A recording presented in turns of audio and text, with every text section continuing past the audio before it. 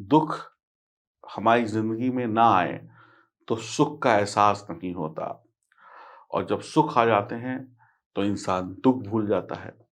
समझदार लोग कह गए हैं कि जब व्यक्ति सुखी हो, तभी अपने दुखों का इंतज़ाम कर ले, तो फिर दुःख आएँगे ही नहीं। तो आप लोग भी जब सुखी हैं, जब आपके पास पैसा है, जब आपके पास शरीर में ताकत है, दिमाग में बुद्धि है, उसी समय में अपने बुरे वक़्त का इंतज़ाम करके रखिए, ताकि बुरा वक़्त आते ही आप उसका समाप्ति कर सकें।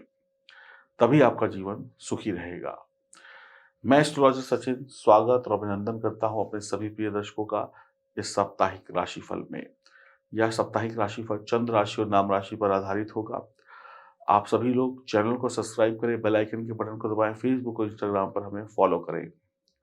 हम पिछले कुछ दिनों से आपको ये लाजवंत रत्न दे रहे हैं।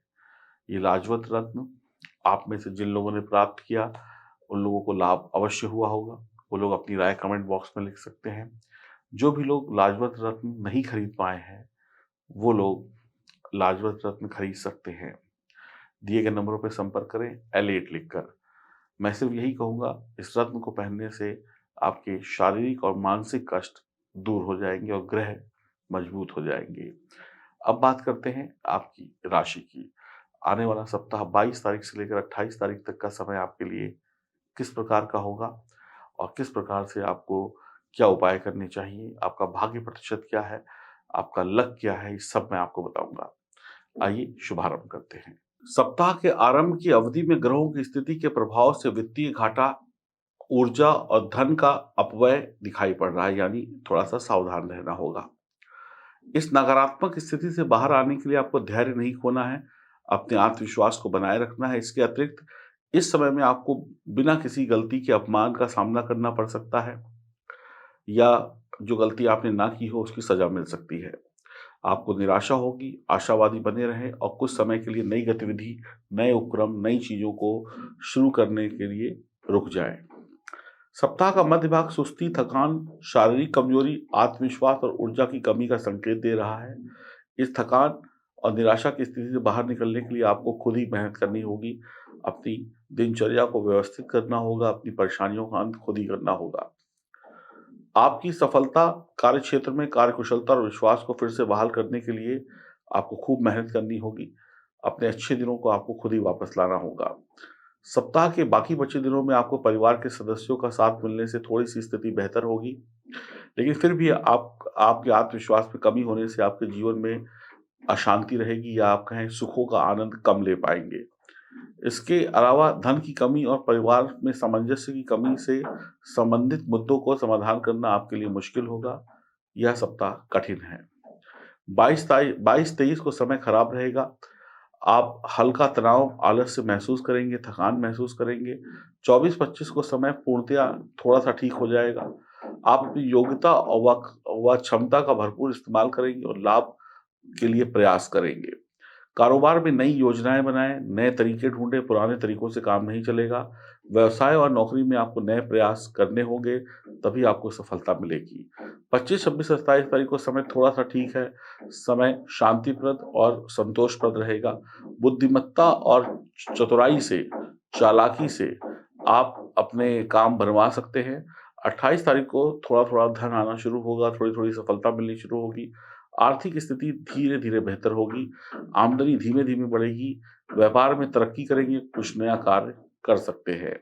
इस सप्ताह में आपको इस बात का एहसास होगा कि प्रेम की राह जितनी आप आसान समझ रहे थे, उतनी आसान नहीं होगी। वास्तव में प्रेम संबंध में आपको मेहनत करनी पड़ेगी, क्योंकि द्वादश भाव में शुक्र मौजूद है। इस दौरान आप पाएँगे कि जैसे-जैसे आप प्रेम संबंध में आगे बढ़ रहे हैं, वैसे ही आपको कुछ तकलीफ़ों का, तनाव का भी सामना करना पड़ रहा है, लेकिन कोई बड़ा विवाद भी खत्म हो रहा है। इसलिए ये जो सप्ताह है, इसमें प्यार की जो आग है, वो धीरे-धीरे ही सही, लेकिन आप उसमें जलेंगे, परेशान रहेंगे। लेकिन इस सप्ताह में आप अपने जीवन साथी को नाराज़ कर सकते हैं। यदि आपके दाम्पत्य जीवन में आप शांति चाहते हैं, प्यार चाहते हैं, प्रेम संबंधों में प्यार चाहते हैं, तो कुछ भी ऐसा ना करें जिससे आपके साथी को बुरा लगे या उसे तकलीफ़ हो। इस सप्ताह में आपकी सेहत को लेकर आपको कई सकारात्मक परिवर्तन दिखाई पड़ेंगे, लेकिन बहुत सारी टेंशन होने की वजह से आप अपनी सेहत पर ध्यान शायद ना दे पाएँ। सप्तम भाव में केतु स्थित है, तो इसका मतलब ये होगा कि आप काम करें, काम के साथ आराम करें, सोच-विचार कर काम करें, जल्दबाज़ी में काम ना करें और आपको बहुत थकान रह सकती है, बहुत आलस रह सकता है इस सप्ताह में। शारीरिक क्षमता कम होगी, बौद्धिक क्षमता कम होगी। इसके अतिरिक्त कोई बड़ी समस्या आपको परेशान कर सकती है, क्योंकि देवगुरु बृहस्पति चंद्र राशि से द्वादश भाव में स्थित हैं, तो कई बार आपको एक ही काम 2-2 बार करना पड़ सकता है। एक बार किया फिर किया, इससे आप परेशान होंगे। पैसों का जो मैनेजमेंट है इसको आपको समझना पड़ेगा। धन आप जो फालतू में खर्च करेंगे या खुले हाथों से करेंगे, उसके लिए आपको अपने खर्चों पर लगाम लगानी पड़ेगी। आप बहुत सारी गलतियाँ करेंगे जिसका खामियाज़ा इस सप्ताह में आप भुगतेंगे, क्योंकि इस समय बहुत सारी स्थितियाँ ऐसी आएँगी कि आपके घर में आपके बच्चे, आपके माता-पिता या कोई और या आपके रिश्तेदार आपसे पैसों की डिमांड कर सकते हैं। या दोस्त यार आपसे पैसे माँग सकते हैं और अगर आपने उनको पैसे दिए, तो आपको आर्थिक तंगी का सामना करना पड़ सकता है और हो सकता है वो लोग वक़्त पर पैसे भी ना लौटाएँ। कोई व्यक्ति कहे कि आज दे दो, हम कल दे देंगे, आप कल माँगने गए, पता चला उसने मना कर दिया। तो कुल मिलाकर टेंशन आपकी बहुत होने वाली है, रिश्तों में थोड़ी दूरियाँ हैं, पति-पत्नी के बीच में तनाव है, प्रेम संबंध में तनाव है। यह सप्ताह एक बात आपको समझना होगा कि आपकी अगर संतान है, तो आपको संतान के साथ मिल बैठकर चीज़ों पर विचार करना होगा और ऐसा करने से आप अपने बच्चों की मन की बात को समझ पाएँगे, तो बच्चों से संबंधित समस्याएँ नहीं होंगी। इस सप्ताह को बेहतर बनाने के लिए आपको धैर्य रखना होगा। पुराने फँसे हुए काम या पुराने जो काम अधूरे चल रहे थे, जो धीमी स्पीड से चल रहे थे, उनको पूरा करने में आप सफल तो होंगे, लेकिन विलंब और ज़्यादा होगा। इस सप्ताह के दौरान पदोन्नति, वेतन वृद्धि, कार्यक्षेत्र में जो आपने उम्मीद रखी थी कि आपको इतनी प्रमोशन मिल जाएगी, मनचाहा ट्रांसफ़र मिल जाएगा, शायद ना मिल पाए। शिक्षा के क्षेत्र में जो बच्चे हैं, उनकी परीक्षा में बेहतर परिणाम मिलेगा। जो बच्चे परीक्षा की तैयारी में लगे हैं या किसी एग्ज़ाम की तैयारी में लगे हैं, उनको मन लगाकर पढ़ना पड़ेगा। आसान नहीं होगा इतना चीज़ों को करना। तो कुल मिलाकर अगर आप देखते हैं तो इस सप्ताह की बात की जाए तो पूरा सप्ताह जो आनंद से आप थोड़ा-सा दूर रहेंगे। आपको बहुत अच्छा मैनेजमेंट करना होगा, अपने बलबूते काम करना होगा, किसी पर निर्भर नहीं रहना है। दृढ़ निश्चय होकर काम करना होगा, तभी आपके काम बनेंगे। राजनीति से जुड़े हुए जो लोग हैं, उनको अच्छी खबर मिल सकती है। नौकरी में, व्यापार में आपको कोई महत्वपूर्ण दायित्व सौंपा जा सकता है। आमदनी बहुत धीमे-धीमे बढ़ेगी, बिज़नेस में थोड़ी मेहनत ज़्यादा, तभी अच्छा लाभ होगा। विपरीत लिंग से आप काफ़ी आकर्षित होंगे। युवा जो लोग हैं, जवान जो लोग हैं, वो उनके नए प्रेम संबंध बन सकते हैं। पुराने प्रेम संबंध वैवाहिक जीवन में तनाव रहेगा। महँगी-महँगी चीज़ें खरीदने से आपकी आर्थिक स्थिति बिगड़ सकती है, लोगों को उधार देने से आपकी आर्थिक स्थिति बिगड़ सकती है। व आप काफ़ी व्यस्त रहेंगे, टेंशन में रहेंगे और परिवार में भी थोड़ी टेंशन रहेगी और कई बार आप अपनी छोटी-सी सफलता को बहुत बड़ा चढ़ाकर लोगों को दिखाने का प्रयास करेंगे, इससे आपको नुकसान हो जाएगा। प्रेम संबंध में, वैवाहिक जीवन में पारदर्शिता रखें। सप्ताह के मध्य में आपको गैस, एसिडिटी जैसी समस्याएँ भी परेशान कर सकती हैं और कोई इन्फेक्शन भी हो सकता है। भरपूर मात्रा में अपनी सेहत का ध्यान रखें, एक्सरसाइज़ करें, विटामिन्स लेते रहें, फल-फ्रूट खाते रहें, योग प्राणायाम करते रहें और अपने विचारों में बार-बार परिवर्तन ना करें, तो बड़ा सोच समझ कर फैसले लें। तो कुल मिलाकर अगर आप देखेंगे, तो आपको इस पूरे सप्ताह में माँ दुर्गा की उपासना करनी चाहिए और माँ दुर्गा जी के सामने दीपक पे 2 लौंग डालकर जलाएँ और माँ दुर्गा की उपासना करें और ओम नमो भगवते वासुदेवाय नमः मंत्र का जाप करें, हनुमान चालीसा भी पढ़ें।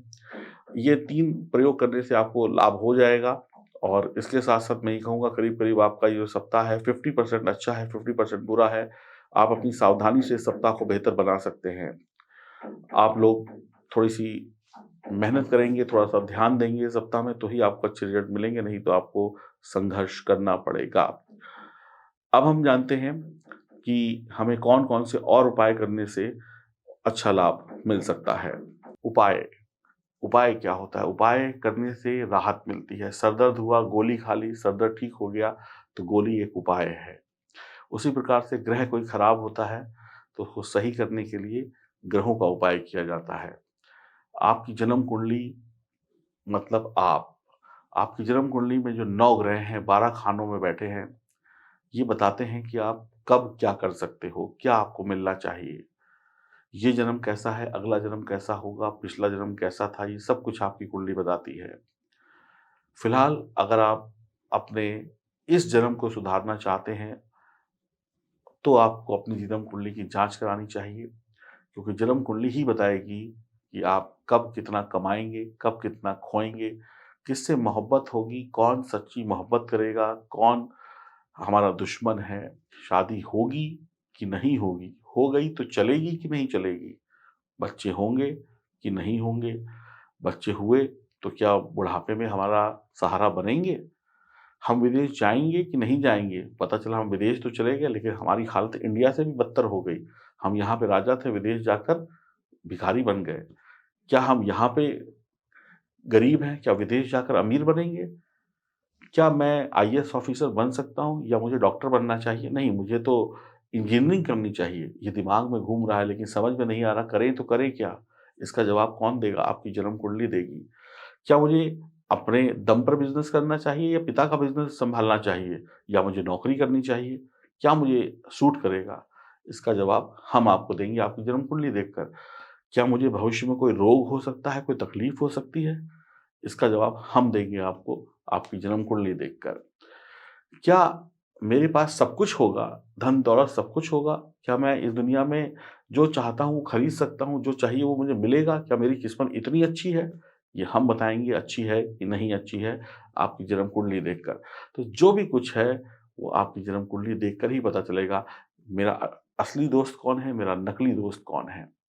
तो अपनी जन्म कुंडली की जाँच कराइए, दिए गए नंबरों पे संपर्क करिए और जब तक जन्म कुंडली नहीं, तब तक आप ये समझ लीजिए आप अंधकार में जी रहे हैं। जन्म कुंडली की जाँच कराते ही आपके जीवन में सफलता का उजाला हो जाएगा। तो अगर आप चाहते हैं सब कुछ साफ-साफ देखना, साफ-साफ सुनना, साफ-साफ करना, तो दिए गए नंबरों पे संपर्क करें और आपकी जन्म कुंडली ये भी बताएगी आपका 2023 कैसा है, 2024 कैसा है, 2025 कैसा है, ऐसे आने वाले जो वर्ष हैं और इसके साथ-साथ क्या रत्न पहनना चाहिए, क्या उपाय करना चाहिए, क्या लकी कलर है, कौन-सा लकी दिन है, लकी ईयर कौन-सा है, ये सब कुछ हम आपको बताएँगे। बस आप अपनी जन्म कुंडली की जाँच कराने के लिए अपनी अपॉइंटमेंट बुक कराइए। हरि ओम, नमस्कार।